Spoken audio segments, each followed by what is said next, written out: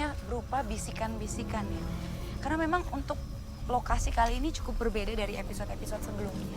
Dimana kita datang ke sebuah rumah, namun kali ini adalah seperti yang kita bisa lihat, ini adalah sebuah alam terbuka ya. Betul, ini adalah bukit yang ya ini bisa kita bilang tebing bukit tebingnya. Ini tebingnya. Nah, di sini itu betul kata Gudi, dan emang ada residu yang paling kuat itu soal panikan penduduk-penduduk yang ada di sini dulunya. Oke, tapi sebelumnya Kak Den dan juga Kak Rudi, sempat beredar kabar bahwa sebelum kejadian bencana alam tanah longsor tersebut, warga itu sempat mencium aroma gosong atau terbakar. Apa mungkin ada kaitannya antara aroma terus langsung kejadian bencana alam itu?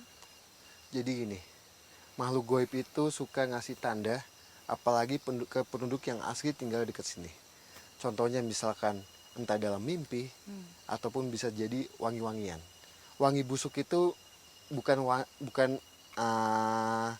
hal yang baik, tapi mungkin bisa jadi bencana.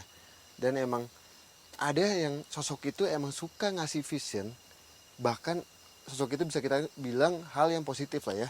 Merasa ada campur tangan gaib dari peristiwa bencana yang terjadi, dan Ananda mencoba menarik sosok astral yang pernah memberi tanda sebelum bencana datang. Oke, boleh. Seperti apa sosoknya? Bisa digambarkan mungkin?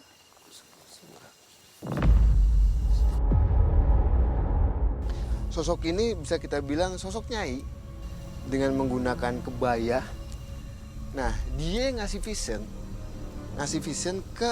ngasih hal sesuatu ke penduduk-penduduk sini dengan bau busuk ataupun mimpi ataupun hal lainnya. Sebentar maaf. Cek ya, masuk ke sini kenapa? Gimana di sana, penelusurannya aman atau enggak? Aman sih Fasya. Kebetulan kita lagi ada di daerah perkebunan gitu sih, tapi memang di sini juga nggak terlalu keurus. Di sana aman nggak? Di sini kita aman sih, kita juga lagi nelusurin salah satu rumah yang terkena dampak bencana itu sih, kata Tasya. Kenapa tadi aku bilang minta tolong dicek? Karena nggak tahu, aku tiba-tiba dapat gambaran ketika menyebutkan tentang tradisi, adat istiadat, dan amarah. Aku ngedenger satu dentuman suara dari arah sana, mungkin itu dari tim satunya. Dan juga aku ngerasa gelombang tadi. Coba kita explore lagi kali ya. Kita coba untuk jalan lagi ke jalanan depan. Kita coba. Tapi Ini kenapa ya Kak Rudi? Saat kejadian yang terbentur kepalanya dulu.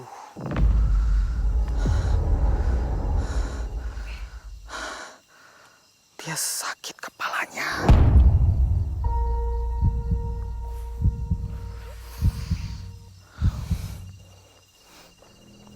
Jadi saat kejadian kepalanya terlebih dahulu. Mungkin di bawah tanah ini apakah ada korban yang tertimbun? enggak ada. Kejadiannya bukan di sini. Di sini sempat terjadi bencana, tapi nggak ada korban. Dan jin-jin korban dari sana, beberapa ada yang pindah ke sini. Jadi yang saat ini kita jumpa, ini adalah yang jadi korban di tempat sana. Sebelah sana jadi dia pindah ke sini. Tapi Betul. sebetulnya kalau makhluk gaib seperti itu, dia lebih suka di alam terbuka seperti ini atau di rumah-rumah gitu, seperti yang tadi kita udah kunjungi mungkin. Jadi gini, goib itu di mana aja itu ada, Mas ya. Bahkan kalau bisa kita bilang untuk di alam ataupun di bangunan itu semua ada. Tinggal dia nyaman di sebelah mana ya. Dan emang untuk segi levelnya itu emang beda-beda. Goib yang ada di alam ataupun di bangunan. Dan kebanyakan goib yang ada di alam itu levelnya itu lebih high, lebih tinggi dibandingkan goib-goib yang ada di bangunan. Nah, betul, jadi kebanyakan di sini adalah yang pertama residunya. Kalian dengar bunyi-bunyi nggak sih di situ? Tak hanya Frisly dan Fasya, Iya. Den, Rudi maupun Tasya mulai mendengar suara misterius dari arah belakang penelusuran. memflashback sesuatu itu, goib itu pada keundang. Jadi ingin juga di flashback walaupun itu nggak ada kepentingannya untuk kita. Jadi beberapa makhluk gaib di sana itu cari perhatian kita, seperti mau menyampaikan pesan. Kira-kira apa tuh yang mau mereka katakan? Apa mereka terganggu dengan kehadiran kita di sini atau gimana? Jadi saya sempat melihat siluman babi situ. Seolah tak ingin diacuhkan keberadaannya, sosok siluman yang sempat dirasakan kehadirannya oleh Den dan Rudy kembali memberikan sinyal gangguan. Tak ingin ditinggalkan begitu saja, Den, Ananda dan Rudy mencoba mengejar sosok siluman yang mencoba memberikan sinyal gangguan ke penelusuran kami. Dia menghilang. Tadi dia lari ke sana kayaknya. Lari ke sana. Ke arah sebelah sana. Kan sebentar. Siluman babi ini maksudnya apa? Ngikut kita, ngintip kita. Nah itu dia makanya. Tapi dia kayak ngasih sinyal ke kita. Ayo. Udah mulai ada firasat-firasat yang tanda-tanda yang kurang baik sebetulnya ya. Dan itu makin kacau ketika Tasya itu masuk ke daerah hutan-hutan situ, perkebunan dan hutan-hutan yang mungkin bisa dibilang jarang tersentuh manusia ya, karena memang kelihatan dari rumput-rumputnya atau jalan setapaknya tuh susah banget. Tadi kita sampai jatuh-jatuh, bahkan samping kiri kita tuh jurang gitu, dan itu medannya bahaya banget sih. Bentar, makin kesini hawanya semakin pekat. Iya. Hati-hati, takutnya ini jebakan.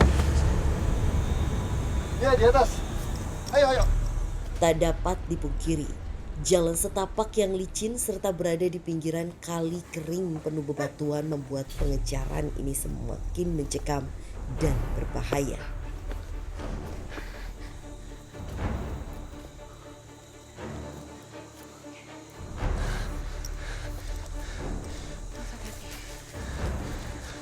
Kak Rudy boleh tolong?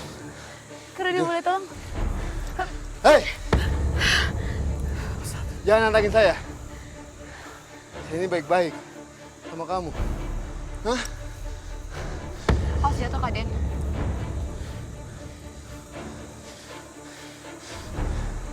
Ini kenapa Kak Rudy? Jadi, Tasya, di depan sana ada siluman, bisa kita katakan siluman babi. Hei, Siluman babi dan monyet. kenapa kamu? Hah? Ingin apa? Kenapa dia membawa kita ke tempat seperti ini? Boleh ditanyakan mungkin Kak Den? Jadi, dia kayak dia suka. Bahkan dia bilang, saya sangat membenci manusia yang datang ke sini yang sudah merusak alam.